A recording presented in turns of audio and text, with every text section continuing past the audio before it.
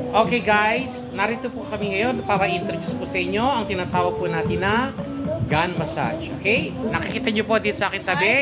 This is Aman. Okay? Sa kanya ko po i-demonstrate kung paano po ang paggamit nito. By the way, mabibili po ito. Okay? Sa inyo sa mga supplier po, i-google nyo lang po. Okay? For only 350 Hong Kong dollars or equivalent po sa 2,200 pesos.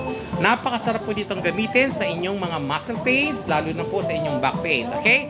Papakita po natin kung paano po natin gamitin ang massage gun na ito dito po kay Aman. Okay? First, okay, piliin nyo po yung pinaka sustainable sa inyo pong number.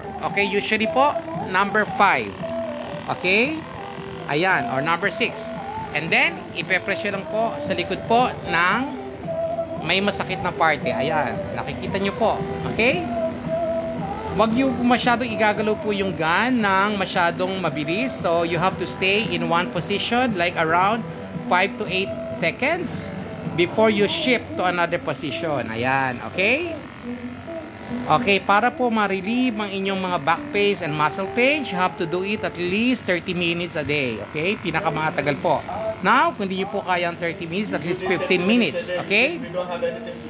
Okay, yan po ang tinatawag po natin na massage gun. Okay, so, ayan.